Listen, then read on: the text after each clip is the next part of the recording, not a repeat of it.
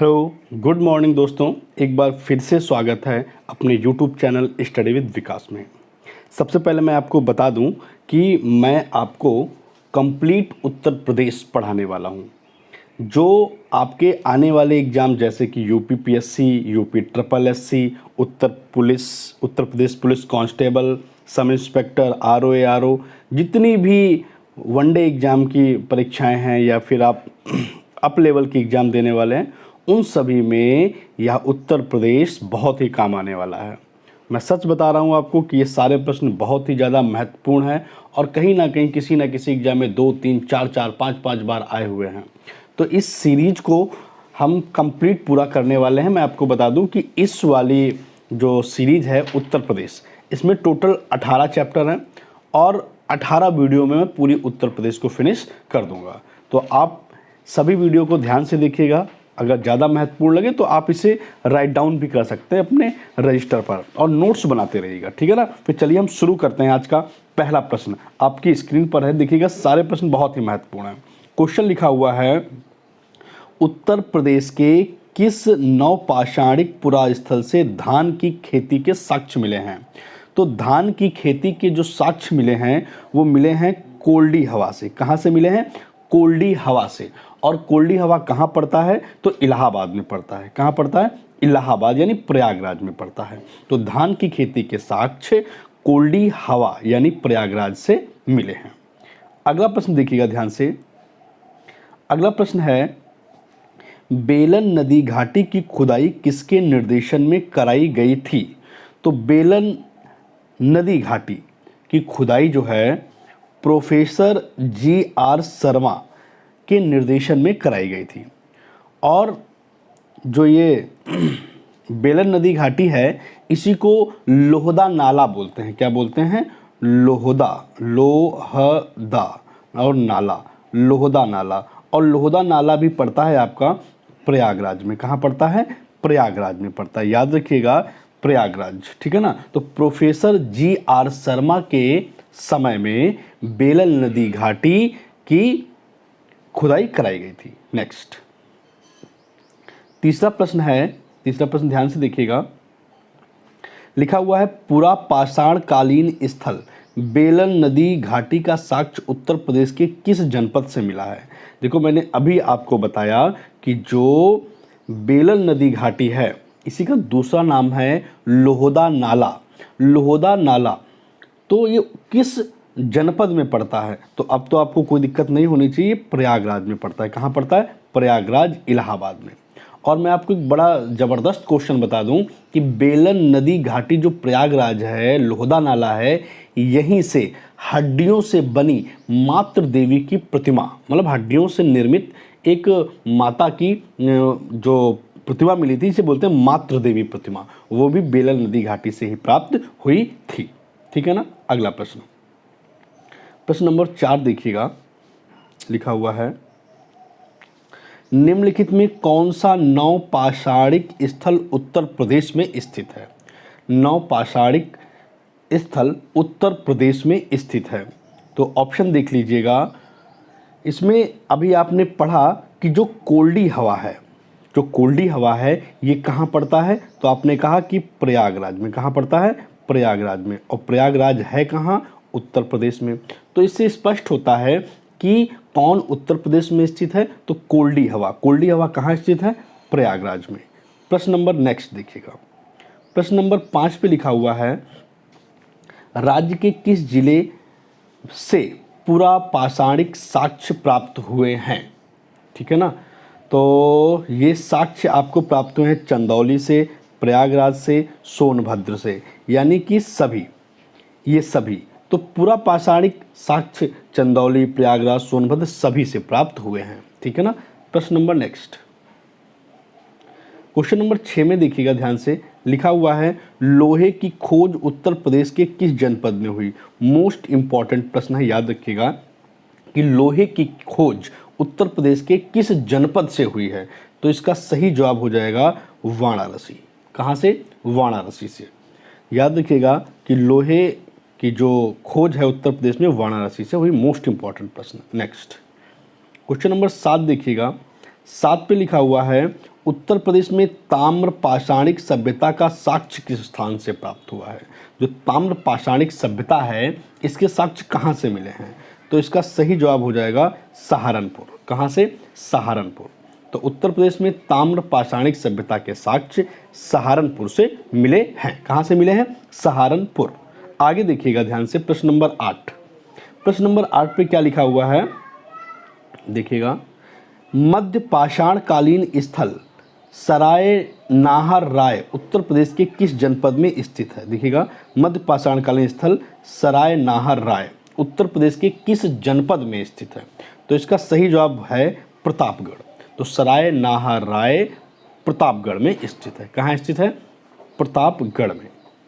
अगला देखिएगा 9 number. 9 number पे लिखा हुआ है राज्य के किस जिले या जिलों से नवपाषाण कालीन साक्ष्य प्राप्त हुए हैं? तो नवपाषाण कालीन सभ्यता के साक्ष्य कहाँ से मिले हैं? तो आपको बता दूं कि प्रतापगढ़ से भी मिले हैं, सोनभद्र से भी मिले हैं, मिर्ज़ापुर से भी मिले हैं। तो इसका सही जवाब क्या होना चाहिए? सभी। ठीक है ना, सभी। नेक्स्ट क्वेश्चन नंबर 10 देखिएगा ध्यान से। उत्तर प्रदेश के किस पुरा पाषाणिक स्थल से अस्थि निर्मित मातृ देवी की प्रतिमा प्राप्त हुई है? किसकी?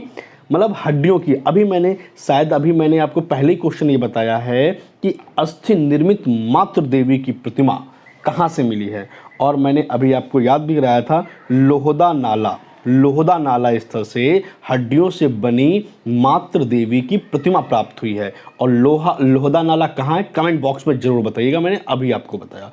तो लोहदा नाला क्षेत्र कहाँ स्थित है? कमेंट बॉक्स में जरूर बताइएगा। नेक्स्ट अगला है,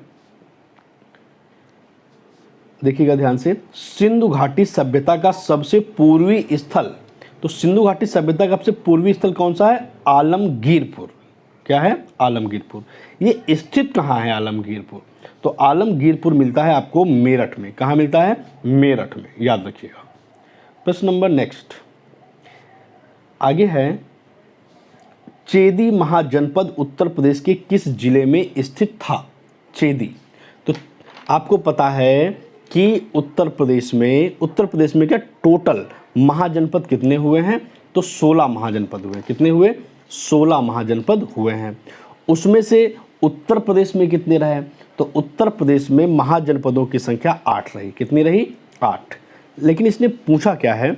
इसने पूछा कि चेदी महाजनपद उत्तर प्रदेश के किस जिले में स्थित था?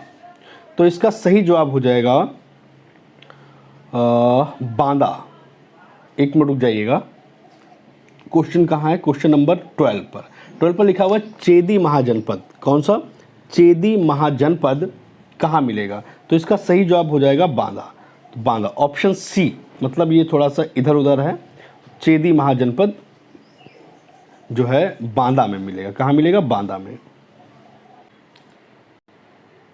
अगला प्रश्न देखिएगा ध्यान से, क्वेश्चन नंबर 13 पे लिखा हुआ है कौन सा महाजनपद उत्तर प्रदेश में नहीं था? उत्तर प्रदेश में कौन सा महाजनपद नहीं था? जैसा कि मैंने अभी आपको बताया कि उत्तर प्रदेश में कुल कितने महाजनपद थे? तो इसका सही जवाब हो जाएगा 8। उत्तर प्रदेश में कितने थे? 8 महाजनपद थे। कौन कौन से थे? ध्यान से सुनिएगा एक एक पर। कौन कौन से उत्तर प्रदेश में? ध्यान से सुनिएगा। पहला है कुरु, दूसरा पांचाल, तीसरा काशी, चौथा कौशल, पांचवा सूरसेन, छठा चेदी, सातवां वत्स और आठवां मल्ल। तो 8 महाजनपद थे उत्तर प्रदेश में। एक बार फिर से चाहो तो लिख लीजिएगा, कुरु, पांचाल, काशी, कौशल, सूरसेन, चेदी, वत्स और मल्ल। ठीक है ना। अगला प्रश्न, अच्छा इसका सही जवाब देख लीजिएगा कि कौन सा महाजनपद उत्तर प्रदेश में नहीं था? उत्तर प्रदेश में नहीं था। तो इसका सही जवाब हो जाएगा अंग उत्तर प्रदेश में नहीं था। अगर अंग उत्तर प्रदेश में नहीं था तो कहाँ था? पहली बात जान लो कि अंग का जो वर्णन है ये हमको देखने को मिलता है अथर्ववेद में। कहाँ मिलता है? अथर्ववेद में इसका वर्णन देखने को मिलता है। और जो अंग महाजनपद था ये बिहार के भागलपुर साइड में देखने को मिलता है, बिहार। ठीक है ना। तो अंग उत्तर प्रदेश में नहीं है, फिर बिहार साइड में था। ठीक है।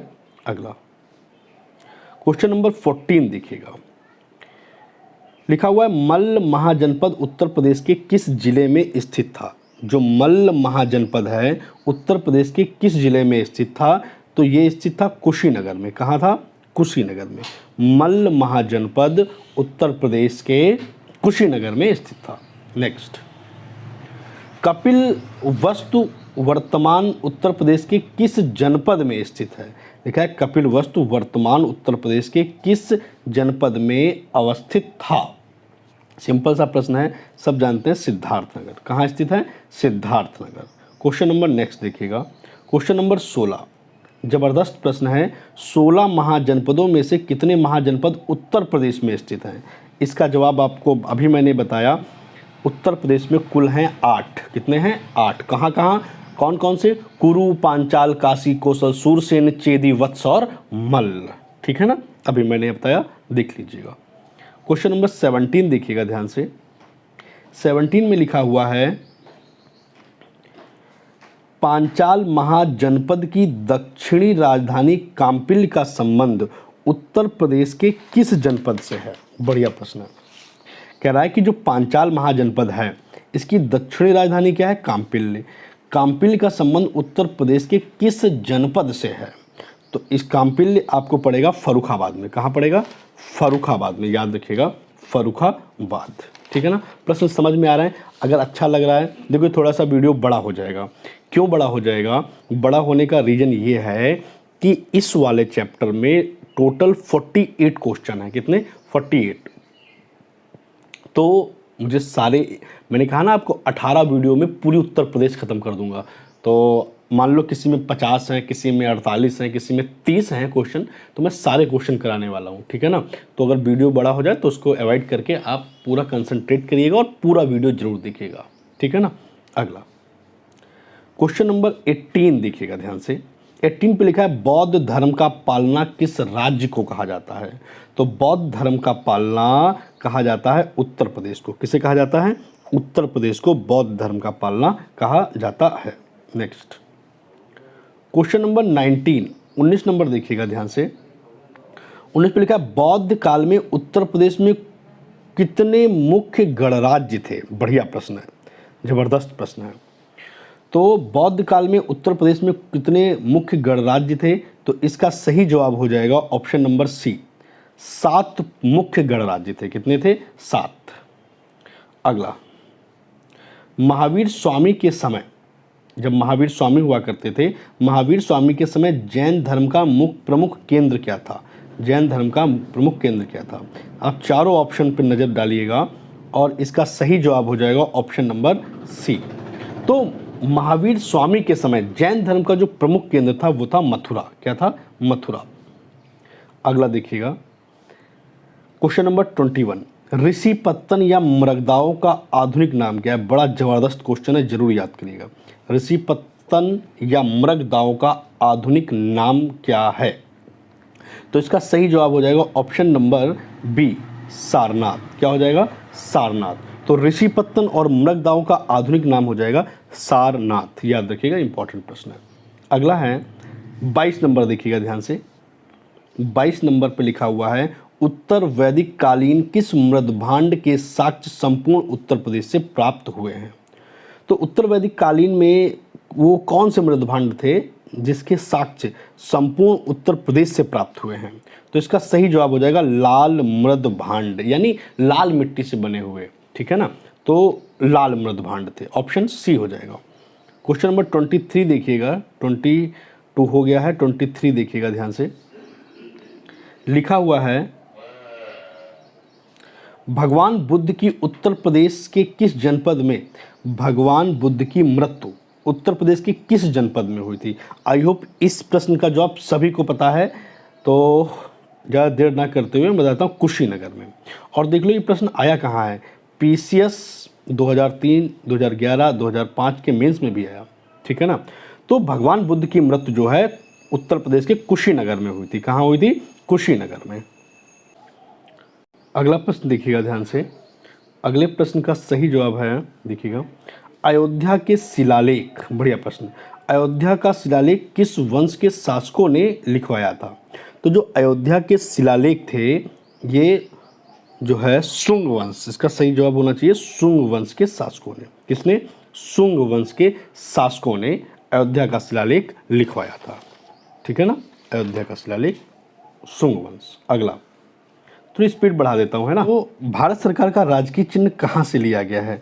तो भारत सरकार का राजकीय चिन्ह लिया गया है सारनाथ से। कहाँ लिया गया है? सारनाथ से। ऑप्शन सी सही हो जाएगा जवाब, सारनाथ। ठीक है, थोड़ा ऑप्शन इधर उधर हो गए हैं, लिखने में दिक्कत हुई। आगे देखिएगा ध्यान से, क्वेश्चन नंबर 26। टोपरा, याद रखिएगा, बढ़िया प्रश्न है। टोपरा जहाँ से अशोक के अभिलेख प्राप्त हुए हैं, टोपरा, टोपरा तो वह राज्य के किस जनपद में स्थित था?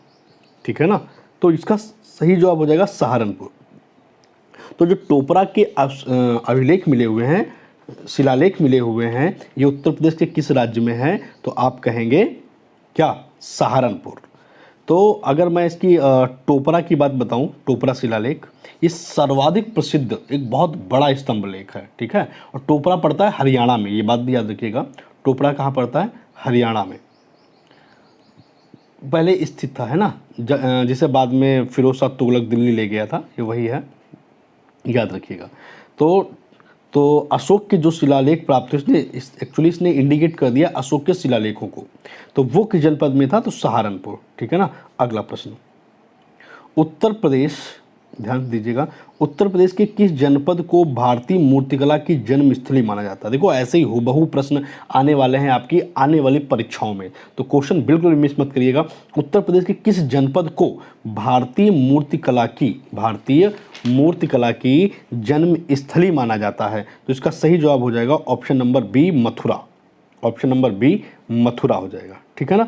अगला प्रश्न 28 नंबर देखिएगा, कुषाण वंश के शासकों की दूसरी राजधानी कहाँ थी? कुषाण वंश के शासकों की दूसरी राजधानी कहाँ थी? ठीक है ना, तो दूसरी के लिए आपको पहले भी पता होनी चाहिए, तो पहले जान लो कि दूसरी राजधानी क्या थी। दूसरी राजधानी थी मथुरा। क्या थी? मथुरा। और जो पहली राजधानी थी वो थी पुरुषपुर। क्या थी? पुरुषपुर, याद रखिएगा, पुरुषपुर, पेशावर जिसे बोलते हैं आप, है ना, पेशावर, ये बात भी याद रखिएगा। तो पहली हो गई पुरुषपुर, दूसरी राजधानी हो गई मथुरा। कुषाण वंश का जो संस्थापक था उसका नाम क्या था? कुजुल कड़फिशियस। कुजुल कड़फिशियस। नेक्स्ट 29 नंबर देखिएगा, 29 पर लिखा हुआ है, समुद्रगुप्त की सामरिक विजयों का वर्णन करने वाला प्रशस्ति काव्य कहाँ स्थित है?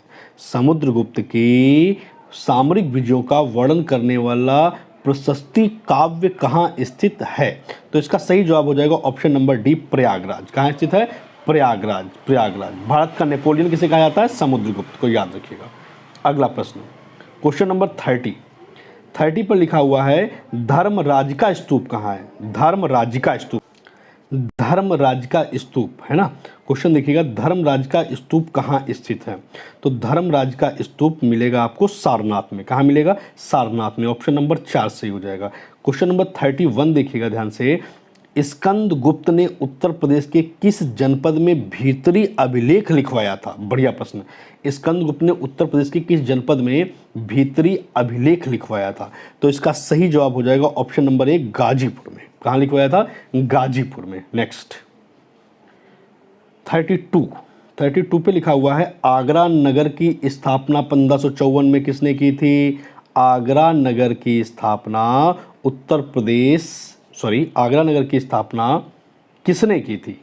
4 ऑप्शन आराम से देखिएगा और सही जवाब भी बताइएगा। बताइए क्या है इसका सही जवाब? सिकंदर लोदी। आगरा नगर की स्थापना कब की गई? कमेंट बॉक्स में बता दो आप। अटाला मस्जिद कहाँ स्थित है? तो अटाला मस्जिद कहाँ स्थित है?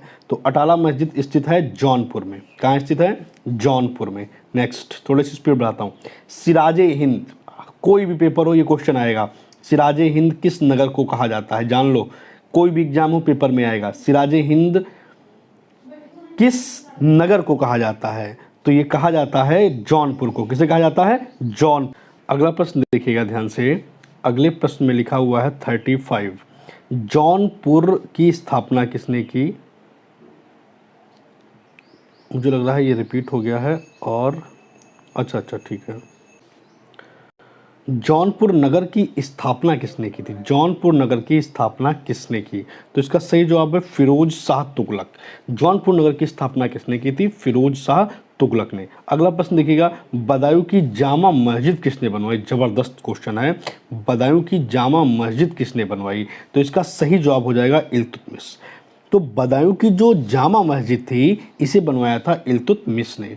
अगला प्रश्न देखिएगा 37 पे लिखा हुआ है, किस सल्तनत कालीन सुल्तान ने अपनी राजधानी दिल्ली से आगरा स्थानांतरित की? कहाँ से? दिल्ली से आगरा। दिल्ली से आगरा अपनी राजधानी बनाई थी सिकंदर लोदी ने। किसने? सिकंदर लोदी ने राजधानी अपनी दिल्ली से आगरा ले गया था सिकंदर लोदी। नेक्स्ट है, आगरा के किले में मोती मस्जिद का निर्माण किसने करवाया था? तो शाहजहां ने। किसने कराया था? तो दिल्ली आगरा के किले में मोती मस्जिद का निर्माण किसने कराया था? शाहजहां ने। अगला प्रश्न है क्वेश्चन नंबर 39 पे लिखा हुआ है, आगरा के लाल किले का निर्माण किसने कराया था? तो आगरा के लाल किले का निर्माण, देखिएगा ध्यान से, क्वेश्चन पूरा नहीं अब है पूरा, देखिएगा, आगरा के लाल किले का निर्माण किसने करवाया था? तो आगरा के लाल किले का निर्माण सॉरी स्लिप ऑफ टंग, लाल किले का निर्माण अकबर ने करवाया था। किसने करवाया था? अकबर ने। अगला क्वेश्चन है क्वेश्चन नंबर 40 देखिएगा ध्यान से, स्वतंत्रता के बाद उत्तर प्रदेश के प्रथम विधानसभा अध्यक्ष कौन बने? स्वतंत्रता के बाद उत्तर प्रदेश के प्रथम विधानसभा अध्यक्ष कौन बने? तो इसका सही जवाब हो जाएगा पुरुषोत्तम दास टंडन। कौन बने? पुरुषोत्तम दास टंडन। 41 में देखिएगा, जबरदस्त क्वेश्चन है, जौनपुर का अंतिम शासक कौन था? जौनपुर का अंतिम शासक कौन था? तो इसका सही जवाब हो जाएगा मोहम्मद शाह। कौन था? मोहम्मद शाह नहीं था, शायद गलत है ये जवाब, है ना। ध्यान दीजिएगा, पूछ रहा है, बताता हूँ मैं तुम्हें, जौनपुर का अंतिम शासक कौन था? तो जौनपुर का अंतिम शासक जाएगा हुसैन शाह। कौन था? हुसैन शाह। ठीक है। अगला प्रश्न, मथुरा, ध्यान दीजिएगा, मथुरा जो कला थी किस काल के दौरान अपने शीर्ष पर थी? याद रखिएगा, उत्तर प्रदेश पुलिस कांस्टेबल 2018 की द्वितीय पाली में प्रश्न आया था। तो मथुरा कला किस काल के दौरान अपने शीर्ष पर थी? तो इसका सही जवाब हो जाएगा कुषाण काल के समय। ठीक है ना, कुषाण काल के समय। कुषाण वंश का संस्थापक कौन था? कमेंट बॉक्स में बताइएगा। अगला है 43, देखिएगा ध्यान से, 43 में लिखा हुआ है, 6ठी शताब्दी ईसा पूर्व के दौरान मथुरा के आसपास क्षेत्र को क्या कहा जाता था? 6ठी शताब्दी ईसा पूर्व के दौरान मथुरा के आसपास के क्षेत्र को क्या कहा जाता था? तो इसका सही जवाब हो जाएगा सूरसेन कहते थे। क्या कहते थे? सूरसेन। तो मथुरा के आसपास के क्षेत्र को सूरसेन कहा जाता था। अगला प्रश्न,